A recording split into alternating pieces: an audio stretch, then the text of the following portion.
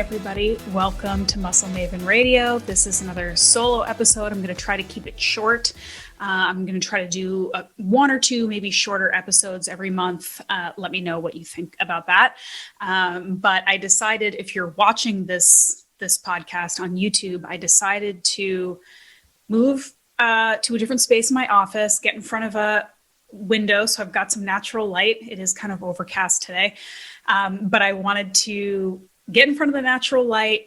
I don't have a ring light on. I've got some makeup on, but this episode is about healthy skincare, and so I wanted to show some skin, as it were. But this episode, before you say, I'm not interested, or maybe I'm a dude, I don't need skincare, or is this just going to be an advertisement for a skincare company? None of that is accurate. What I want to talk about today is that your skin is a very, very direct indicator of your internal health. Healthy skin is great for our mental health, self-esteem. There's lots that we can be doing both internally and externally to have healthy, beautiful skin. And it's just sort of another part of robust health, is having this beautiful, healthy, resilient skin. So it's something that I've cared about for a long time. As a woman in my mid-30s, it's something that is increasingly important to me. I'm just being honest. I want to have nice skin. I want to look good. And I don't want to have to cover it up or think about it too much. I just want to look the way that I feel on the inside. So I think skincare is important. I think it's underrated. I also think it doesn't have to be as expensive or time consuming or annoying as people think. So I'm going to go over some things, and you'll see me kind of looking off because I'm going to look at my notes here. But what I want to talk about is, I'm going to break down as briefly as I can some lifestyle habits, so things that you can do on a daily basis to support healthy skin. And then I'm going to talk about products that you can buy if you're into it and use, and what a basic, I think, good skincare routine is for most people. Of course, you can adjust that based on your goals and your skin and your level of interest. And I'm going to talk about some ingredients, some skincare ingredients to avoid, and some to look for, some ingredients that are generally across the board good for our skin and for our bodies that maybe we didn't really know about. So I'm going to go through all that. I'm going to try to make it as quick as possible. If anybody has any questions about anything that I talk about, you want to go into it in more depth, as always, leave me a message. You can reach out to me on my website, ashleighvanhouten.com. Send me an email. You can reach out to me on Instagram at the Muscle Maven. I am going to talk about a couple products that I like, but that's not the thrust of this episode. I'm not trying to sell you anything. I'm really just trying to tell you some things that worked for me and why I think that this is an important topic. So without further ado, here we go, guys. Okay, so in no particular order, here are some lifestyle habits that I think can benefit from the inside out and contribute to you having good skin. And this, of course, is directly related to your digestion, because it's pretty common knowledge that if your digestion and the food that you're eating isn't agreeing with you, one of the main ways that you're going to see that, in addition to having suboptimal digestion, is having issues with your skin. And I'm not going to dive necessarily into like autoimmune issues and how that can impact your skin. That's a whole other kind of topic. I'm just kind of speaking to general health and people who are not dealing with anything acute or specific, just sort of in general. So a couple points here. Food-wise, collagen, no brainer. You guys know I talk about this all the time. It is a protein. It's not a complete protein, so it's not something that I would say supplement with this all day, every day, and then you don't have to use your whey protein or eat your animal protein or whatever. It's a supplement, I think, something that you can add on to a healthy diet that directly supports skin health. And collagen can be in the form of powdered collagen that you put into a smoothie or your coffee, like my favorite company, Bubs Naturals, that makes really good collagen. You can also get it in the food that you eat. And if you're drinking good quality bone broth, eating your bone marrow and things that contain collagen, it's basically made up of amino acids that specifically nourish skin elasticity. So it can help kind of plump up your skin, which is essentially minimizing wrinkles. If you have that sort of thin, papery skin, it's just going to make you look more plump and supple. It also addresses things like hair health, nail health. It's addressing like the keratin and the things that make up your hair and nails, as well as skin. So it's basically a beauty product, and it actually was marketed as such for a while. Before it was a health supplement, collagen was in beauty products, and still is, because of the positive impacts that it can have on the quality of your skin. So collagen's a great supplement if you're looking to improve that. Animal protein, guys, no brainer. Keeping the sugar low, lots of healthy fats. So this is another thing that I think women often forego, because we've been taught and programmed for so long that fat is bad. It's negatively impacting our skin because healthy fat nourish the skin. Things like fatty fish, avocado, things with omega-3 fatty acids, foods that are high in antioxidants and anti-inflammatories, like things like blueberries, organ meats. Guys, it takes guts. Get on your organ meats. And we know that things with lots of sugar, vegetable oils, processed foods, these cause inflammation in the body, which then causes inflammation on your skin. And this can show up with discoloration, hives, rashes, acne, dry skin, all kinds of things that you may not necessarily directly associate with what you're eating, because it doesn't always happen immediately. Some people eat and break out in hives. Some people, it's like you've been eating crappy for years, and also your skin is kind of not great. That's not your highest priority, but those things are directly linked. So again, I don't need to belabor this point, but animal protein, low sugar, lots of healthy natural fats, colorful fruits and vegetables, things that are high in antioxidants are going to be great. No smoking and drinking. I feel like I don't have to get into this too heavily either, but drinking dehydrates you, which dehydrates your skin. Smoking, I mean, you're blowing smoke into your face. We can tell the difference. There's studies, you can see it online, people who have smoked their whole life and who haven't, and the effect that that can have, of course, on yourself internally, but also, you know, on your skin and the way it looks. Getting good sleep, being well rested, the deep sleep cycle of your sleep cycle. You know, there's 4 main stages of a sleep cycle. That's again for another podcast.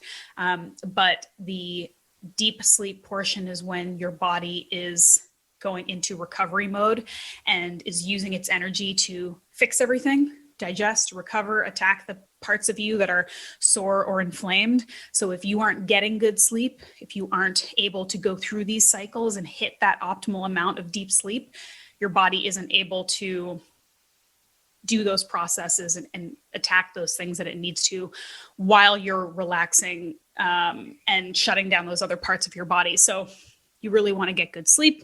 Everybody knows the difference between someone who looks well rested and someone who doesn't.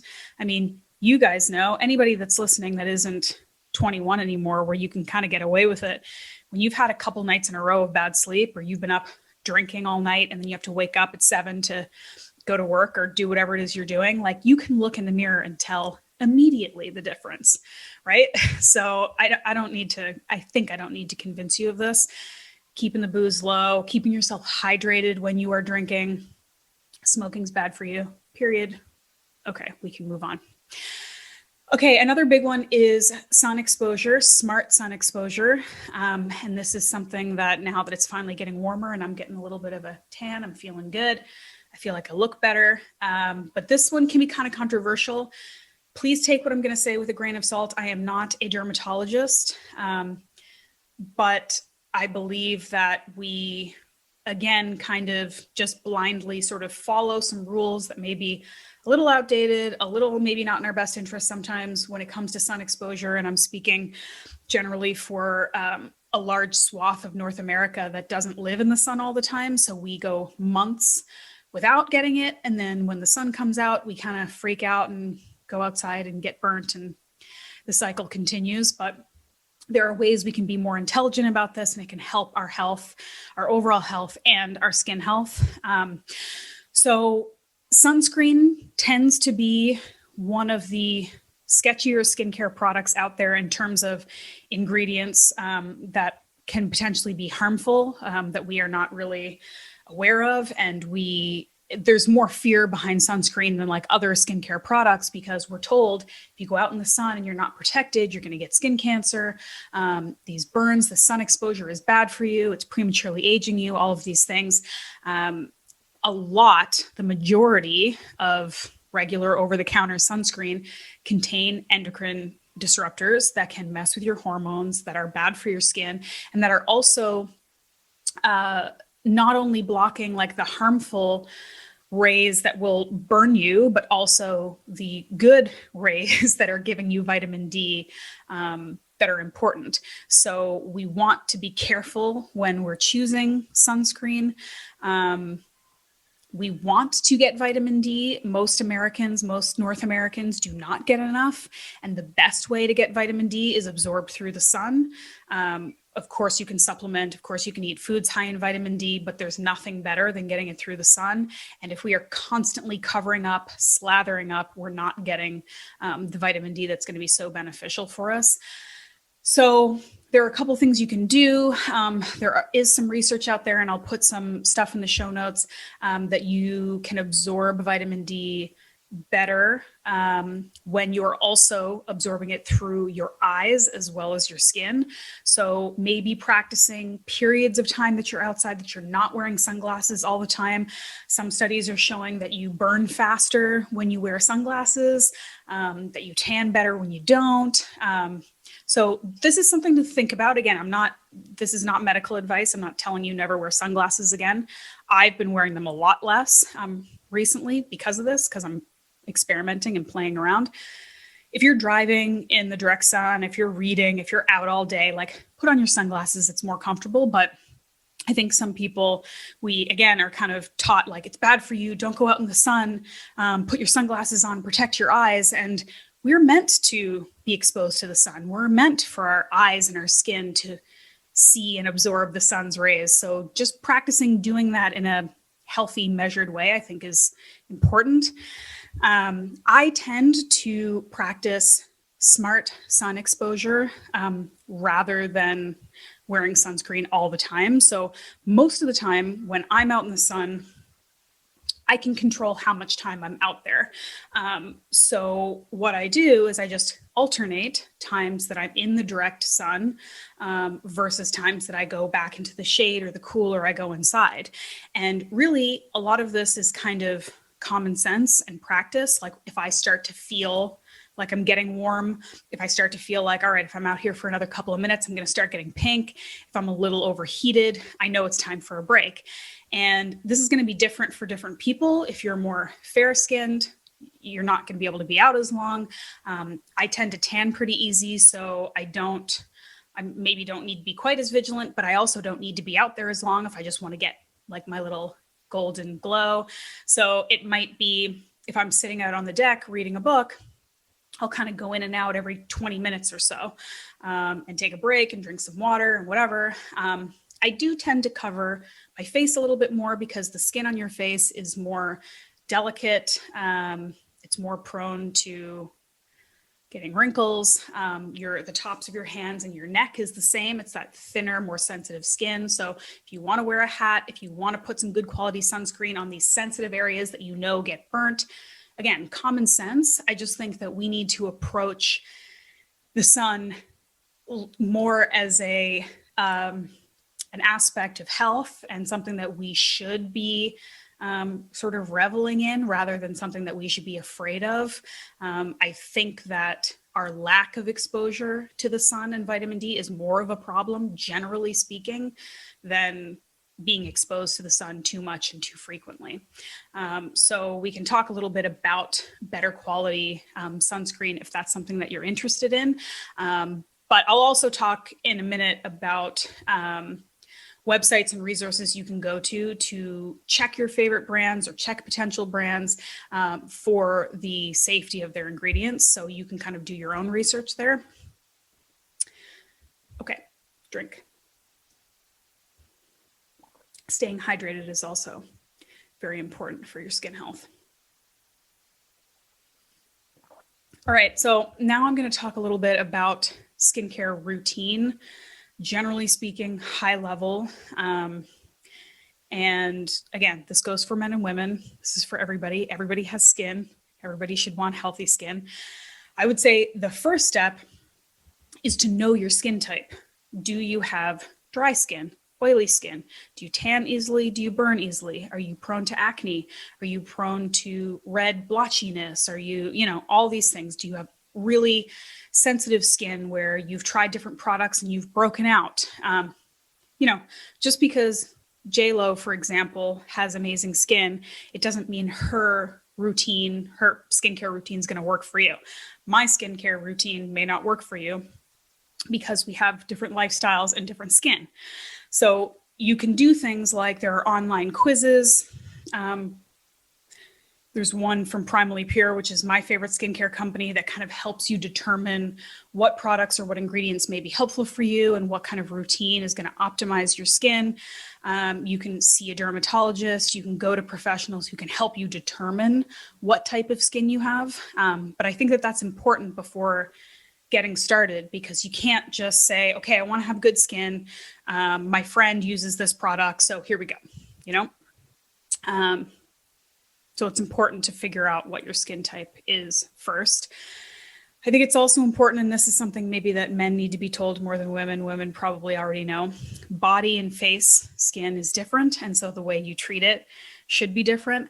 I'm not a big proponent of having 20 different skincare products. I don't think you need to overcomplicate it and spend a ton of money, but it's different. The skin on your back and legs and butt is different than the skin on your face, right? So the skin on your body generally tends to be thicker. The skin on your face, like I said, chest, backs of your hands is thinner, more delicate, more sensitive, more prone to being burnt, more prone to wrinkles and things like that. It may be better to use more specific and lighter and more sensitive products on places like your face and hands. Exfoliants, for example, if you're using a scrub in the shower, that's not the scrub you want to use on your face. So pay attention to that too. And hot tip, since we're talking about it, take care of the backs of your hands and your chest and neck.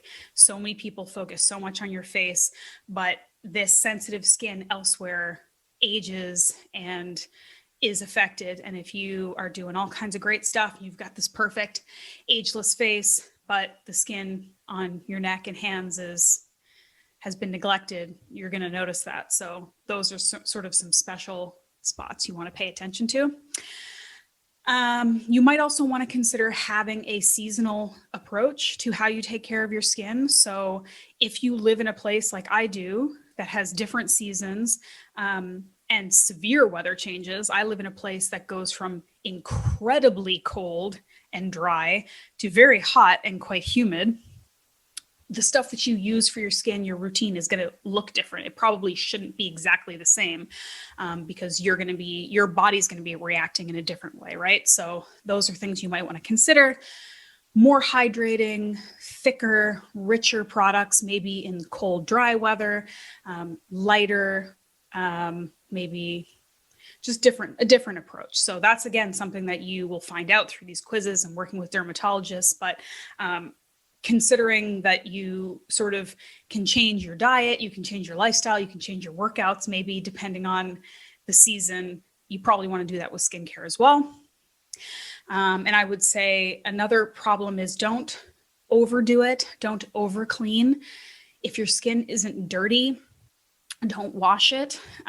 If you just had a crazy workout and you're sweaty, okay, you're going to want to wash your face.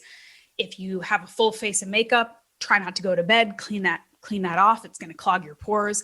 If you live in a big city like LA or New York, and you know you've got some kind of pollution and air quality issues, you're going to want to wash your face. But I know a lot of people who do like a full skincare routine at night, washing their face, prepping, putting all this great stuff on. And then you get up in the morning and you wash your face with soap. You probably don't need to. I do find that people who tend to overdo it, they are going to have issues with their skin drying out, maybe some hypersensitivity, because you're just doing too much that you don't need to. You're going to end up stripping some of the healthy oils and stuff and bacteria from your face that you don't need to do. So sometimes less is more. It's kind of like the minimum effective dose of like working out too. It's just like pick products intelligently and approach your skincare with what's the most like basic approach that I can do that's going to be healthy, that isn't going to like overdo it and cause issues. And I would say, generally speaking, for most people, what you would aim to have in your arsenal for your face is some kind of cleanser that you would use, maybe not every day, some kind of exfoliant, so something that's gonna keep your skin fresh, get rid of dead cells. Again, you're probably not gonna use it every day. And some kind of moisturizer, and that may be something that you use every day. Some stuff like masks, they're really nice, they're fun. You can do those once a week up to a month. There are things like facial brushes and rollers that can help with lymphatic drainage and blood flow that may or may not make a massive difference. I've seen some people who have issues with like puffiness and inflammation find a lot of help with some of this, like basically facial massage.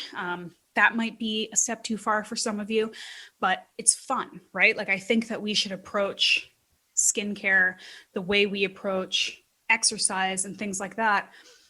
Make it a self-care act. Make it something that feels good and is fun and isn't time consuming. It isn't a burden. It's like you work it into your routine before you take a shower, a couple nights a week or something like that. It's something that's fun, that you enjoy. That's something you're doing for yourself. You're investing in yourself. That's how I like to think of it. Okay. Next up, we're going to talk about ingredients to avoid and ingredients to look for. This in itself could be an in-depth podcast with a professional. If you're interested, I'd be happy to do this, but there are plenty of websites and apps out there these days that will tell you about specific products. You can input the product you're looking at. It'll talk about the quality of them. It'll talk about the potential toxicity, the danger of those ingredients, the ethics of their practices, all kinds of things. And I'm not going to say that every ingredient in skincare, just because you can't pronounce it, doesn't mean it's necessarily bad. I know a lot of these ingredients have scientific names for like plant extracts that just because we don't recognize them or we can't pronounce them doesn't mean they're toxic. So I'm not saying that every product that, you know, doesn't have 3 ingredients that I recognize is bad. But there are some kind of overarching ingredients that you generally want to avoid when you're looking at kind of overall toxic load, and some ingredients across the board that tend to work well for people. Okay, so I'm talking a lot. I gotta just hold on here. I still find it weird to just be talking into a mic without somebody else, but I think some of these quicker episodes, this is just more efficient, so I'm gonna keep going here. Okay, stuff to avoid. Phthalates, starts with a PH. I'll put this in the show notes. It's a compound that usually is under the sort of fragrance umbrella. So many products have just added fragrance. They're essentially perfumes, but they've been shown, again, to be pretty significant endocrine disruptors. This can cause issues with hormones, with development in young people, harmful for the environment. A lot of places outside of the US, and a lot of retailers have started banning these ingredients. Synthetic fragrance, if you just see the term synthetic fragrance, it's the same thing. It's just a blanket term because a lot of this stuff is not regulated. for a bunch of chemicals and ingredients that they just don't have to disclose.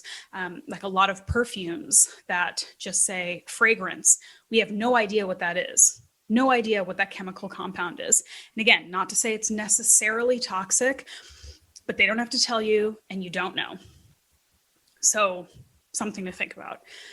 Parabens, you guys have probably heard about this.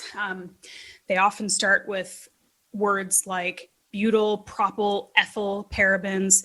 These have been linked to hormone disruption. They're preservatives that are found in a ton of cosmetics and other skincare products. So, I mean, it's gotten to the point where now it's like a trendy thing to label something paraben free, just so you know that that is not in it. It's probably one of the most well-known ingredients these days that people are looking to avoid. There was a research paper, this is kind of old now, that found traces of parabens in breast cancer tissue samples. So the FDA currently is saying that they're considered safe because most products use a very small concentration of these ingredients. But what I go back to is overall toxic load, right? So if you have one product that contains a tiny amount of this bad thing, your body can probably excrete it, get rid of it. It's not a big deal. But we are exposed to so much toxic material on a daily basis and so much stress from the air we breathe to the cleaning products we use to the skincare products we use to possibly the plastic that our food is coming in and so on. So we want to constantly reduce this toxic load. So even if one of these things isn't deadly, the combination of all of these things over and over and over again, repeated use for days and months and years, can add up, can cause some problems, can be stored in our tissue, in our cells, in our fat tissue.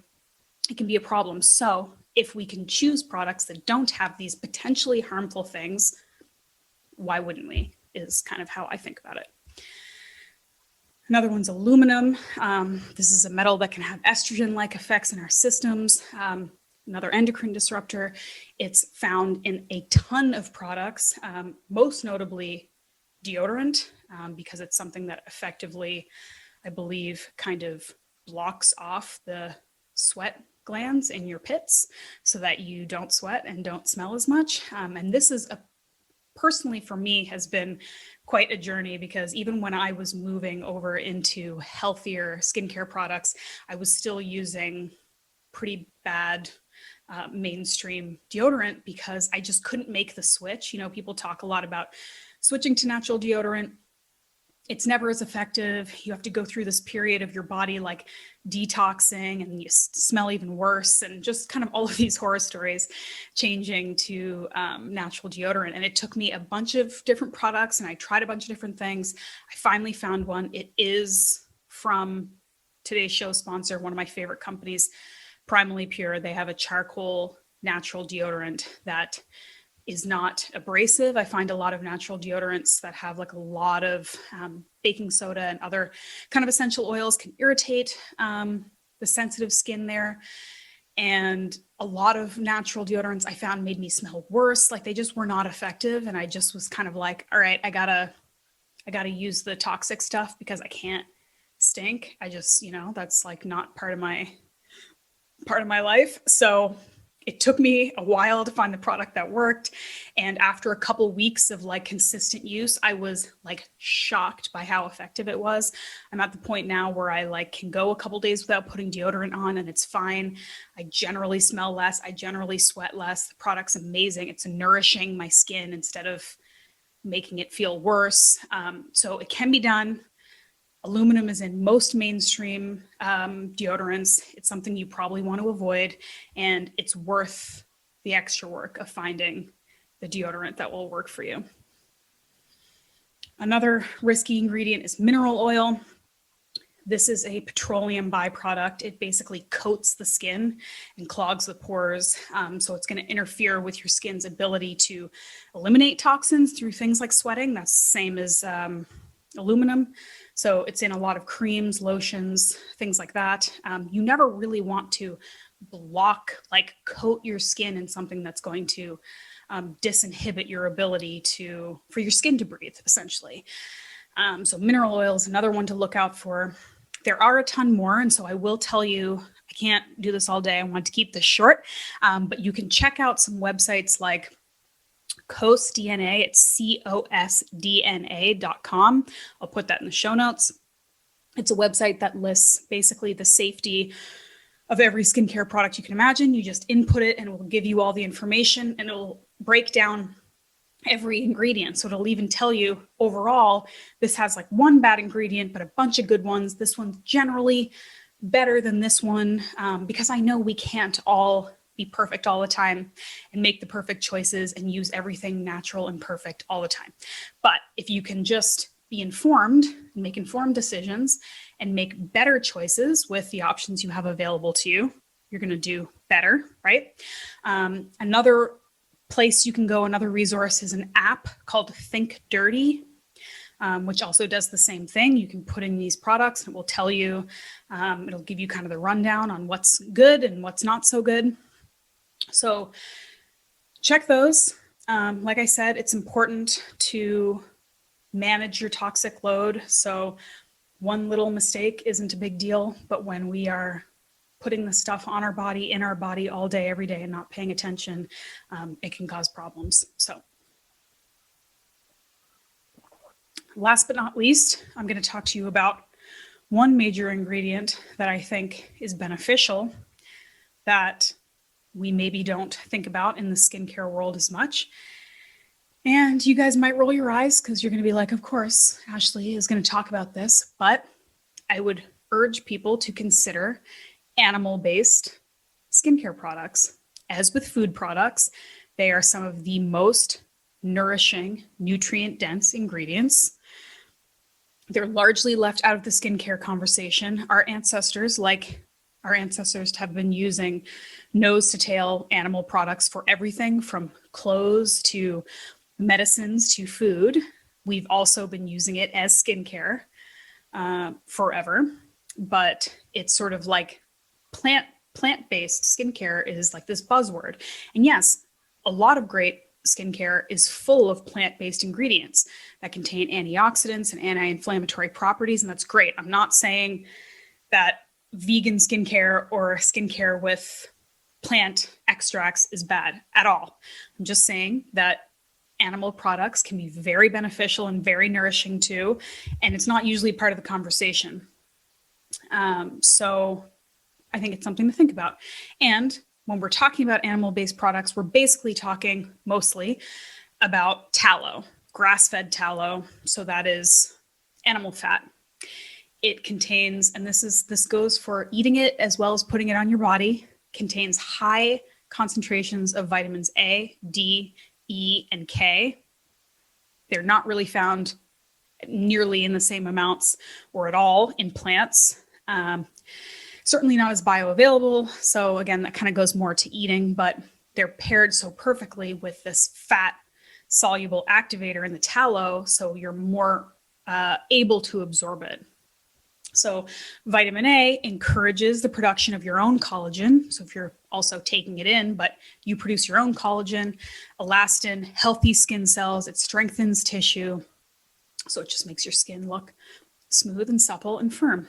Vitamin D, as we've talked about, contributes to skin cell development, repair, immune function, which is great, and protecting against free radicals that cause premature aging. So that goes back to sort of lifestyle factors and being stressed and toxic load and all these free radicals that are damaging your cells. Vitamin D helps combat that. Vitamin E is a powerful antioxidant that repairs and reverses free radical damage. Again, is deeply hydrating. Vitamin K plays an important role in your skin tone, texture, overall health. It soothes skin inflammation and irritations, helps speed up the healing process. I mean, this stuff is like a no-brainer, right?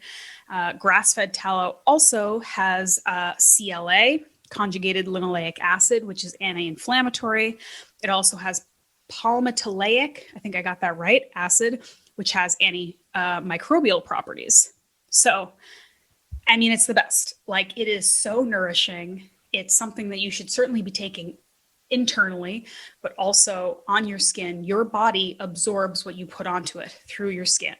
So do you want to be putting tallow, the stuff that you'd be eating for optimal health, that's full of all these bioavailable vitamins, or do you want to put some product that has a bunch of ingredients that you don't know, or at the very least, that are known chemical endocrine disruptors in small doses, right? So something to think about. And that leads me, of course, this is at the end now, so I can tell you, the show sponsor, Primally Pure, my favorite skincare company I've been using for going on maybe 5-7 years now. They are based in animal products, grass-fed tallow, as well as essential oils, plant extracts, shea butter, bee pollen, just delicious, nourishing from nature ingredients. Every product has, maybe a dozen or less ingredients that you can read and understand, and you know exactly what they are. I've been using this company well before I was an ambassador for them, before they supported me through sponsorship. So I will sing their praises forever. I have a discount code for you. It is, of course, Muscle Maven. If you go to primallypure.com, they do have a skin quiz, so you can take it, figure out what kind of products you like. They will suggest some things for you. But I love their company. I'm actually doing an IG Live with them pretty soon to talk about organ meats, because the founder has started incorporating those into her diet. She started this company because she was living on a farm and had this leftover tallow and realized how good it was for her skin. And she started making products. And I mean, truly, they can be life-changing for people. If you have skin issues, if you have inflammation, it's just incredible, like how transformative putting nourishing, healthy products on your skin can be, and how good it can make you feel. And those products are her healthy products. They aren't like you're settling, like a lot of people who come from like luxury skincare feel like, okay, well, the healthy stuff, like it's not going to smell as good. It's not going to feel as good. This stuff is absolutely decadent and incredible. It's not that expensive as far as quality skincare goes. I can give you my recommendations from their lineup. Their body butter is amazing. The charcoal deodorant is amazing. But if you have any more specific questions about skincare, about how to get started, how to learn about it. If you have specific skincare issues, I can have a dermatologist come on and speak to this, because I know it can be really stressful and really distracting to people when they're having skin flare-ups. I had an issue for the first time ever in my life. I talked about it a little bit at the beginning of quarantine when I was eating really high histamine foods, superfoods, healthy foods like avocado and bone broth that I thought were serving me. And because of some other issues and stress, they were affecting me in a way that they normally didn't. And I was breaking out in hives. And it sucks. Like it's not a fun thing to go through. And if we can avoid it through lifestyle factors, through choosing the right skincare products, why wouldn't we, right? So that's it. I'm trying to keep it short. I know I'm a talker. I hope that this was helpful. Skin health is part of overall health, and it feels good to look good. So I encourage you, men, women, old, young, wherever you come from, to dedicate a little bit of self-care and a little bit of time to taking care of your skin and feeling good about it and enjoying it. It's a beautiful thing. It's fun, and it's good for you. So without further ado, I'm getting off here. I've talked too much. I hope you enjoy it. I'll see you here next week. Check out all the links in the show notes, and have a happy, healthy week, you guys. Appreciate you.